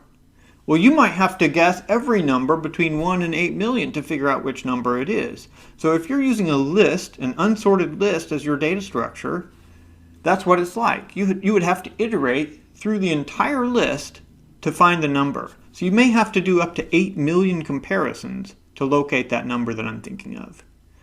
That is the issue with lists. When you have a lot of data, it's really slow to find data. Now with a tree, it's a little different. You guess 4 million, and I say lower. You guess 2 million, I say higher. You guess 3 million, lower. Okay, wow, with 3 guesses, you've shaved off 7 million possibilities, and now you've narrowed down the possibilities to between 2 and 3 million. There are only 1 million possibilities left with just 3 guesses. So with as few as 30 guesses, you would be able to find any piece of data in a tree with up to 10 million nodes. So that is how fast binary search trees are. A balanced binary search tree will let you locate data in a very large tree with as little as 30 comparisons. So now let's take a look at some of the major operations of trees and how they work. So first let's learn some basic terminology about trees. This is a node. Each part of a tree is called a node, and each connection between nodes is called an edge. And at the very top of the tree, we have a root node. You can see that trees are actually upside down compared to real-world trees. This is more like a root system of a tree, or a flipped upside-down tree, or like a management hierarchy in a company or something, right? Where you only have one president and then you have multiple vice presidents and so on down. Trees are great for modeling organizations, but that's not the real benefit of a tree. The real benefit is the speed. Now we have parent nodes and child nodes. In a binary tree, a parent can have up to 2 children, 1 or 2 children. Nodes that have the same parent are called sibling nodes. And bottom nodes at the very bottom of the tree that don't have any children are called leaf nodes. Not all trees are binary trees, but in a binary tree, each node can have up to 2 child nodes, a left and right child node. Now some trees may have 5, 10, up to 1,000 child nodes for each node. We can see that off of 5 here, we have a subtree. A subtree connects to the root node here. And a subtree is basically any part of a tree that in itself is a tree. So 8 can be a subtree of 5. Compared to node 4, 3 and 5 are its ancestors, which is its parent node and every node above the parent in the tree. Descendants are every node below that node in a tree. So node 5's descendant includes everything in its left subtree and everything in its right subtree. In a binary search tree, each node is greater than every node in its left subtree. So here we can see that 15 is greater than every single node in its left subtree. And 8 is greater than every node in its left subtree. And the 5 is greater than every node in its subtree. The 24 is greater than every node in its left subtree. So this is a standard requirement for binary search trees. Each node is greater than every node in its left subtree. And it's also less than each node in its right subtree. Here we can see that all the nodes in 15's right subtree are greater than 15. And all the nodes in 24's right subtree are greater than 24. All the nodes in 8's right subtree are greater than 8. So those are two standard requirements for a binary search tree. Some of the standard operations that all binary search trees are going to use: insert, you want to be able to add new data to the tree. Find, you want to be able to locate data in the tree. Delete is to remove a node. Get size counts all the nodes in a tree to tell us how many pieces of data we have in a tree. And traversals, which enable us to walk through the tree node by node. And I'll show you how some of those work. First, let's look at the insert method. We're going to always start at the root when we're doing an insert. So the top. In this tree, it's the 15. We're always going to insert a new node as a leaf. In other words, at the very bottom of the tree. But we start at the top to locate the right position, the correct position in the tree to insert that new leaf. So let's say we want to insert 12 in this tree. We're going to start out with comparisons starting at the root. Is 12 less than 15? Yes, it is. So we're going to descend down 15's left subtree. Next, we're going to compare 12 to 8. Is 12 less than 8? No, it's not. So we're going to descend down 8's right subtree towards the 11. Is 12 less than 11? No, it's not. And then we compare 12 to 13. And we say, well, yeah, 12 is less than 13. So we're going to add the 12 as a leaf node. So we can add it as 13's left child. That's how the insert function works. Now let's look at the find method. Again, with find, we'll always start at the root. Here it's 15. And we're going to do comparisons. So if we want to find 19 in this tree, we're going to start by comparing 19 to 15. Is 19 less than 15? No, it's greater. So we descend down the right subtree. And then we compare 19 to 24. 19 is less than 24, so we go down 24's left subtree. You can see how with each comparison and decision we descend down one subtree, that cuts in half the number of remaining possibilities to locate an item. So now we've already, in 2 comparisons, found the 19 in this tree. So when we find a piece of data with the find function, we're always going to return that piece of data. And if we didn't find it, we want to return false to let the user know that data is not existing in the tree. So with delete, there are 3 different possibilities. One is that the node we want to delete is a leaf node. Another possibility is that it has one child node. And there's another possibility that has 2 child nodes. So each one of these we have to handle differently. Delete is a fairly complicated operation. So let's first look at the possibility that the number we want to delete is a leaf node. So look at, these gray nodes are all leaf nodes. So in the case of a leaf node, it's easy for us to just delete the leaf node without affecting anything else in the tree. These are bottommost nodes. So it doesn't affect the organization of anything else in the tree. We can just delete that node if it's in a leaf. That's the easiest case right there. Now if we have one child, these are cases where we have one child, node 11, 13, and 28. If we want to delete one of those nodes, we have to promote that child node to the target's node's position. So for instance, if we want to delete the 28, we would promote 25 to 28's position. If we want to delete the 11, we would have to promote the 13 to 11's position. And the 12 comes with it. You're promoting that entire subtree. So that's the one child delete. And then if you have two children, well, that gets a little trickier. Let's say we want to delete the 24, and we can see that 24 has two children. We find the next higher node. In order to do that, we're going to descend down 24's right subtree and then all the way to the left. So here we get to 25. Now if it was a much larger tree, it'd be the same operation. You take the right subtree and then the leftmost node in the right subtree. And here it's 25. So the operation is to basically swap places, the 24 and the 25, and then we can delete the 24. So we put the 25 where the 24 was, and we can delete the 24. And the same thing if we want to delete the 4. Here we want to delete the 4. We can see that 4 has two children. We want to find the next higher node after 4, and we find that's 6. We descend down the right subtree and the leftmost node, and it's 6.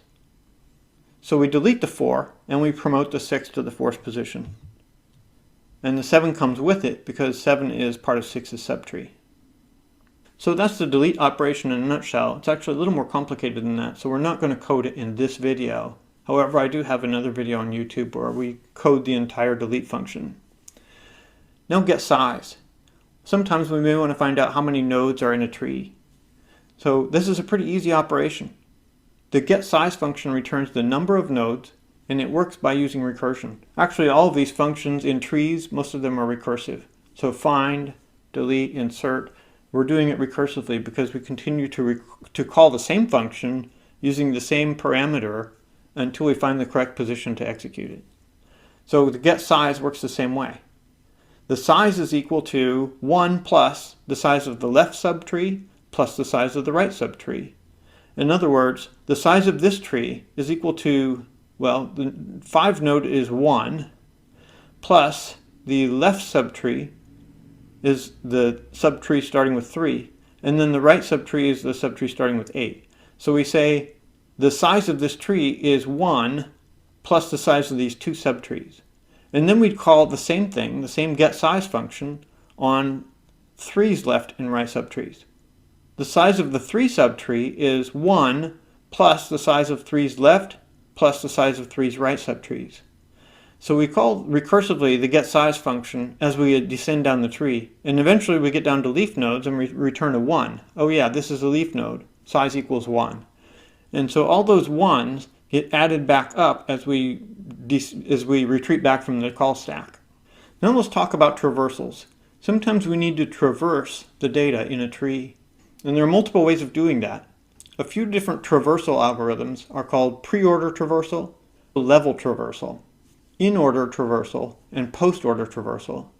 So in this video, we're going to cover pre-order and in-order traversal. The pre-order traversal, we visit the root before we visit the root subtrees. So in other words, we're always going to start at the root, and then we'll visit the root subtree. And the same thing here. With node 3, this is basically a subtree starting at node 3. We're going to visit 3 before we visited subtrees. So we start at the top, and then we descend down the left subtree, and again we descend down the left subtree, and then we hit the right subtree. And then we'll come back up and descend down 5's right subtree. We'll get the left subtree, and then the right subtree. So 1, 2, 3, 4, 5, 6, 7. You can see the order. This is pre-order traversal. An in-order traversal visits the root between visiting the root subtrees. So that means that it can deliver values in sorted order. So here we may want all of these values in sorted order, in which case we're going to start with the bottom leftmost node and work our way up. So 1, 3, 4. We visit the 1's parent node and then its right subtree. And then we visit 3's parent node and then its right subtree, starting with the leftmost node. So we're always, in other words, working our way up from the bottom and working our way to the right. So that's an in-order traversal. What are the advantages of binary search trees? Number one, trees use recursion to implement most of their operations, which makes them pretty easy to implement. Most of the code is pretty easy to write. It's not very complicated. Well, except for the delete, which has a lot of different cases. But the big, huge advantage of binary search trees is speed. They're really, really fast at locating data. You can insert, delete, and find data in a tree in big O of h, or the height of the tree, depending on how many levels there are in a tree. Or, put another way, log n of the data. The log of 10 million is about 30. In other words, if you don't know what big O means, this is an order of operations, an approximation of how many operations it takes to achieve something. So you can do all of these different operations in about the log n of the amount of data you have, which is very fast. So in a balanced binary search tree with 10 million nodes, you can do all of the insert, delete, and find functions in as little as 30 comparisons. That's incredible. That's incredible. So trees are extremely fast. Now let's take a look at how to implement trees. Now let's look at how to implement a tree in Python. So we have this Jupyter notebook running here. We're going to implement a binary search tree. We have a few functions. We have a constructor, an insert, find, and get size method. And then we have two different ways to traverse the tree, pre-order and in-order traversal. And I'll walk you through how all of that code works. So in our constructor, we have three attributes. We have a piece of data that we're going to pass in as a required attribute, and then optionally you can pass in a left subtree and a right subtree. In this program, we're really not using the left and right subtrees in the constructor, so I have them defaulting to none. But each node is its own subtree, and it has a left and right subtree. So the insert function, the key is to find the correct location to insert it, and we're always going to insert it at the very bottom of the tree as a new node.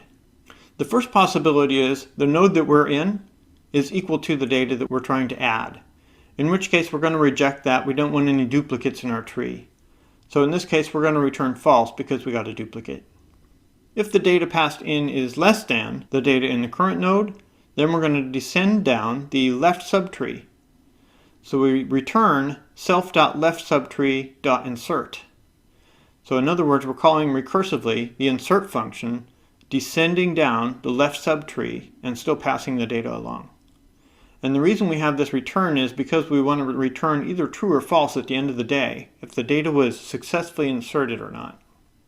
Or if we reach the bottom level of the tree and we found the right position to insert it, we'll create a new subtree with that piece of data, and we'll set it up as the left subtree of its parent node. And we return true because we added that data. Or we can descend down the right subtree. If we descend down the right subtree, again, we're just doing a recursive function call to the insert function. We're passing the data in down the right subtree.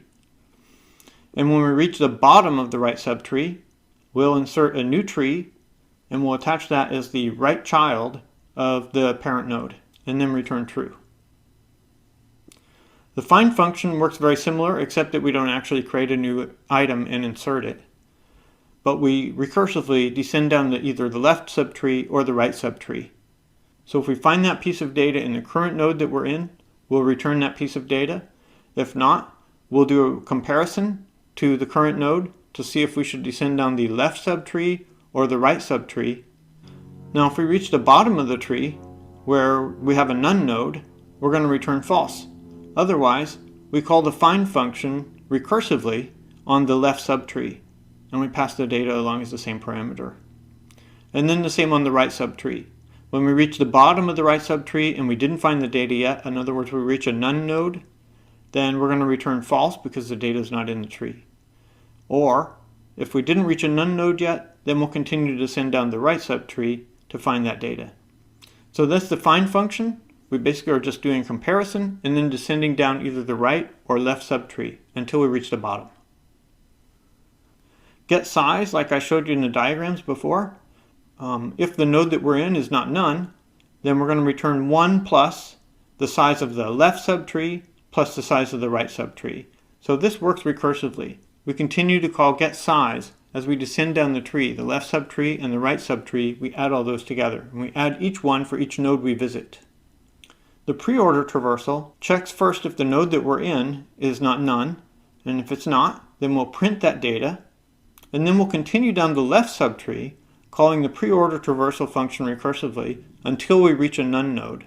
And we'll continue down the right subtree recursively until we reach a none node. The in-order traversal is not a whole lot different, and you can see what's different between these two is that we here in the in-order traversal, we have the print statement between those two subtrees. And here the print statement in preorder is before we descend down the two subtrees. So that's really the key difference between preorder and in-order traversals. Now let's take a look at the test code. So in this test code, we're going to create a new tree. We do that using the value of 7 we pass in as a parameter. So now we have a tree with a 7 as the root. We insert a 9 into it, so we have 2 items in the tree. And then we just go through this whole list and add a whole bunch of different items. Oh look, there's a duplicate. So it's not going to add this 9. And we insert each one of those items. Now we're going to print out the tree. For I in range 16, so this will count from 0 through 15, we're going to do a find operation on each one of those numbers. And we can see what it prints out is for 0 it prints false, for 5 it prints false, and for 8 it prints false. But all the rest of them, it returns the number and it prints it out. So you can see that there's no 0, there's no 5, and there's no 8 in this list. So it's unable to find those, it returns a false, and that's what we print.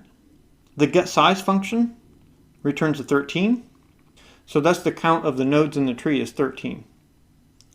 And then we do a preorder traversal, we print a blank line, and we do an in-order traversal. And you can see the in-order traversal is exactly the numbers in sorted order. And again, you can see that the 0, the 5, and the 8 are missing in this in-order traversal. So that concludes this lecture on trees. I recommend you to download the code, try it out. Maybe try and code the post-order traversal and try and write some different tests to actually use the tree. Maybe try inserting letters in it or something, or a million numbers and see how fast the tree performs. So another really important data structure is graphs. Graphs are perfect for modeling real-world objects in a lot of cases. A graph consists of vertices and edges connecting those vertices. So, for instance, in a social network, the vertices could be people, right? And the connections are friendships or relationships between people. So there are 2 different types of graphs we can use. Undirected graph, where the relationship is both ways, it's bidirectional. So in this case, in a social network, typically relationships work both ways because both people know each other. So here you can see there are a bunch of vertices and then a bunch of edges between the people who know each other.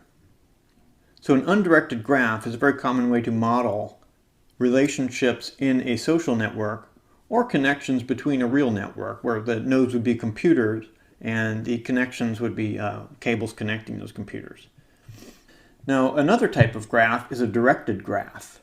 So if you wanted to model, for instance, airplane flights between cities, well, in some cases there may be a one-way flight or even a round-trip flight, but each leg of that flight is going to be represented by an arrow, in other words, which direction it's going. So if you have a flight going from Chicago to Seattle, well, it doesn't necessarily have a return flight. So the best way to model this is using a directed graph, which shows a one-way relationship. So transportation and networking are just a couple of the very many different possible applications for graphs in modeling real-world problems. So in this section, we're going to cover the 2 most common ways to implement graphs, which is using an adjacency list and an adjacency matrix. An adjacency list stores a list of neighbors for each vertex in the vertex itself. An adjacency matrix stores a 2D array of all of the connections between the vertices in the graph object.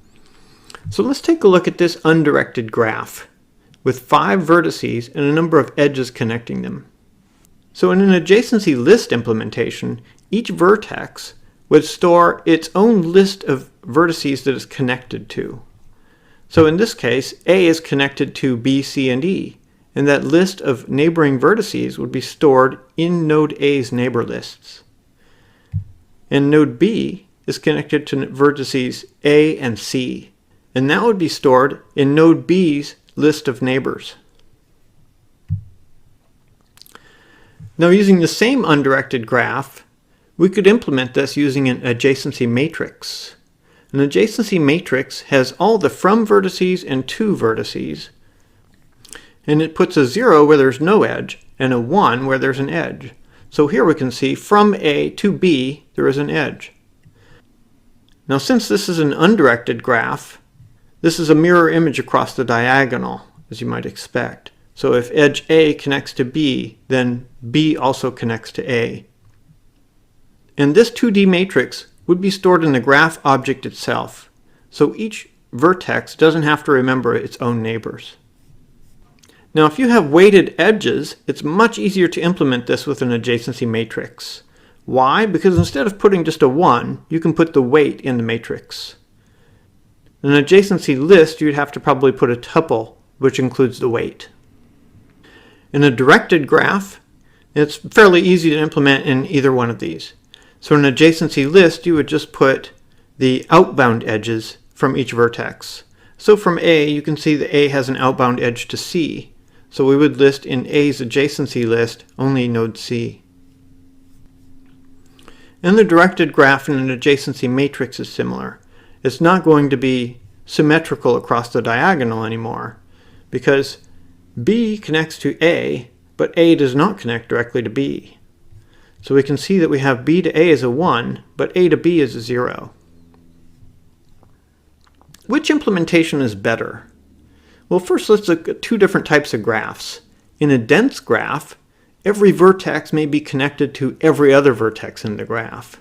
In that kind of graph, there are a lot of edges relative to the number of vertices.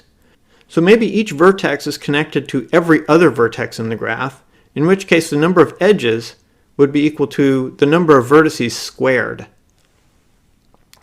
In a sparse graph, there are relatively few edges, or maybe approximately similar to the number of vertices. So an adjacency matrix takes up v squared space regardless of how dense the graph is. So because we have a list of vertices along the x-axis and along the y-axis of this matrix, it takes up v squared space for the matrix. So a matrix for a graph with about 10,000 vertices would take up at least 100 megabytes. So some trade-offs. An adjacency list is faster and uses less space for a really sparse graph. But the con is that it's slower for dense graphs, because for dense graphs it would have to iterate through all of the neighbors. And an adjacency matrix is faster for dense graphs because it can easily look things up using an index. It's also simpler for weighted edges. It's very easy to implement weighted edges. But the con is that it uses a lot of space. So as the number of vertices grows, the amount of space required for the adjacency matrix grows by a factor of v squared. Next, we're going to learn how to implement each of these methods in Python. Now let's look at the code. I'll post the code on my GitHub site, both in a Jupyter Notebook format, which we're going to walk through in this video, as well as the regular Python file. So you can download that and test it in whichever format you prefer and try it out, and I strongly recommend you do that so you can really understand how graphs work. Now in the code we basically have two classes. We have a vertex class, which is pretty simple and there's not a whole lot to it. And then we have the graph class, which is a little bit more substance to it, but we'll walk through exactly how everything works. And then we have a little bit of test code and I'll show you how that works. So first let's look at the vertex class. We have two different methods here. We have a constructor. This init is just a constructor that creates a new vertex. And basically it just sets two different attributes for a vertex object. You can pass in the name in, which is the name of the vertex, which for us is just a single letter. And then it assigns it to this name attribute for the vertex. And then it also creates an empty set for the neighbors for that vertex. And then add neighbors. You can pass in the name of a vertex, not the vertex object, but the name of a vertex. It adds that to the neighbors set for that vertex. And remember, sets don't store duplicates. If that neighbor has already been added to the vertex, it doesn't matter. It won't be added a second time. Now let's look at the graph class, which is a little more complex. So we have a few different methods here. First, each graph object stores a vertices dictionary of all of the vertices. And that is in the format of name, vertex name, and then vertex object. So you can always access from the vertex name, you can always access the vertex object through the dictionary. And when we add a vertex, we pass in that vertex. We check if the object passed in is actually a vertex object, and if the name is in the vertex list yet, and if it's already in that dictionary, then we're obviously not going to add it a second time. And then if it's not, then we'll add that vertex to the vertex dictionary and return true. Otherwise, we return false, which says the add was unsuccessful. And to add an edge, each time we create a new edge, we check if both of the vertices are actually existing real vertices in the graph, because if the vertex does not exist in that graph, we can't add an edge connecting that vertex. And assuming that both vertices are valid vertices, then we add U to V's neighbor list and V to U's neighbor list. That's why we have two different add operations here. And we return true. And then to print the graph, we're really just going to print out the neighbor list for each vertex. So the name of the vertex and then that vertex's neighbor list. And our test code, well, we'll create a new graph G here. And then there are a few different ways to add vertices to that graph. Here's 3 different ways. So we can create a new vertex A by passing into the vertex constructor the name of the vertex A. And then we can add vertex A using the add vertex method. Another way is we can do both of those steps in one operation using just add vertex and then create a new vertex called vertex B. And then we could also use a for loop if we want to add a whole series of vertices. Here A through K, we have to use OR to get the numerical equivalent of A so that we can iterate through those using the range function. And then we convert that back into a letter using CHR, the character equivalent of that number. So there's 3 different ways there that we can add vertices to our graph, and we did all 3. And we don't have to worry about duplicates because we checked for duplicates in our add vertex function. And then in adding edges, well, I just created a list of edges here. Basically, a list consists of 2 letters, which is the 2 vertices that edge connects to. And then we iterate through those and we add edge with the first letter and the second letter, passing those 2 in. And lastly, we print the graph. So now we have a graph with a bunch of vertices and a bunch of edges. What does that graph look like? Well, our print function doesn't really visualize the graph, but it does show us what the adjacency lists look like. Look, the adjacency list for A looks like this. It has neighbors B and E. And B has neighbors A and F. C has just a neighbor G. So, and if you take a look at the edges list, you can figure that out too, right? A has an edge to B and E, right? And so you see B and E in A's neighbor list. But you're also going to see A in E's neighbor list. So if we look down to E, yep, sure enough, there's A. So that's how an adjacency lists implementation works in code. And again, you can download the code and run this and try it out. Spend a little more time getting acquainted with it. How about that? In this implementation of graphs, we use strings, lists, sets, and dictionaries, 4 data structures that we covered in section 1 of this course. In the next lecture, we're going to learn how to implement graphs using adjacency matrix. In this lecture, we're going to look at how graphs can be implemented using the adjacency matrix method. So we walked through how the adjacency matrix works. Let's look at the code. Again, this code is posted on my GitHub site, both in a Python file and in a Jupyter Notebook file. You're welcome to download either one. This code I'm going to show here is the Jupyter Notebook. It has a lot of comments in it. So first we have a vertex class. The vertex class is extremely simple in the matrix implementation because the matrix is basically in the graph class. So the vertex class really doesn't have to do anything. We have a constructor where we simply pass in the name of the vertex. So we assign that passed in name to a single attribute called name, and that's it. That's all a vertex has is a name. The graph class is a little more complicated. We have 3 key attributes here. We have a dictionary of vertices, and then we have a matrix of edges. This is actually going to be a 2-dimensional list of edges. And then we have edge indices, because the edges are unlabeled. All it is a series of 0s and 1s. So this is basically the labels that goes with the edges. So this is not the only way to implement this. This is how I chose to do it. You can implement it different way if you want, if you find this too complicated. So we're going to have a few different functions here, or methods, that are part of the graph class. We're going to add vertex, which is going to update all three of these attributes. We're going to add an edge, which only really needs to update the edges matrix. And then we have a print function. When we add a vertex, we pass in that vertex. First, we're going to verify that that's a valid vertex object and that it's not already in the vertices list. And if it's not, then we'll go ahead and add it. So the first step is to update the vertices dictionary by adding the name and vertex to that dictionary. So in other words, we'll have A and then the vertex object A. Next, we're going to use a loop to append a column to the rightmost side of that matrix. So the edges matrix. So we use a for loop to do that. And we append a column of zeros to the rightmost end of the edges matrix. And then we need to put on the very bottom of the matrix, we need to append a row of zeros on the very bottom. So we do that using the self.edges.append 0 times length of edges plus 1. In other words, however many edges there are, we're going to add a 0 at the very bottom row for each one of those.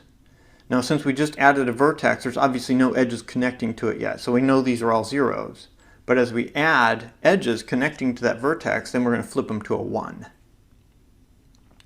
And the last step in adding a vertex is we update the edge vertices. We add that vertex name and the index that we can find that vertex at in the edges list. And when we add an edge, we pass in u and v, which is the from and to vertices for the edge. We have a default weight of 1. That's normal to have a default weight of 1, but you can override that by passing in whatever weight you want. So if you want to use weighted edges, it's pretty easy to do. We check to make sure that both vertices that we passed in are valid vertex names. In other words, they're actually in the vertices dictionary. So edges is a two-dimensional list. So we need two different indices to access a specific position in the matrix. So we have a u and a v, and then we have a v and a u. So we want to flip both of those for edges, those two positions in this table, set it equal to weight, whatever weight you passed in, or 1 if this is the default. And lastly, when we print a graph, well, you'll see how it prints out down below. But we're starting out by printing the name of the vertex, and then we're going to print out the row of 1s and 0s for that vertex. So our test code, we used exactly the same test code that we used for the other implementation of the graph, using adjacency lists. The test code is identical. So we create a new graph. We have 3 different ways of adding a vertex to the graph. First, for A, we create a new vertex object, and then we do add vertex A. And then for B, we add vertex, and we'll create a new vertex inside the parentheses here. And then we use the for loop method where we iterate through the A through K and we add them to the graph. And then to add an edge, I created a list of edges here. This is the same list we used in the other test code. For edge and edges, in other words, we're iterating through those edges. We add each edge one at a time. We pass into the add edge method 2 parameters. In this case, it would be the A and the B. So we're getting the left character and the right character. We're passing those in as the attributes. And then when we print out the graph, we see what this looks like. This is what our neighbors matrix looks like at the end of this. So you can see where we have a 1 is a neighbor for A. So this would be B, C, D, E. So B and E are A's neighbors, right? Wherever there's a 1. And then this is column A. So we can see that A has an edge to B and E. So in other words, you can see that it's symmetrical across this diagonal. And every place where there's a 1 reflects an edge between 2 vertices. So I recommend you download the code, test it out, try to use it, and get familiar with it. These are 2 different implementations for graphs, and it's important to understand both because there is no one best method, as I already explained. In different instances, each method has its advantages. In this course, we've covered a lot of different data structures. We've learned how to use different data structures as well as how to implement and some of the pros and cons of each. Now you'll have a lot of new tools in your tool belt as a programmer to solve problems as you're developing code. Thank you for taking this course.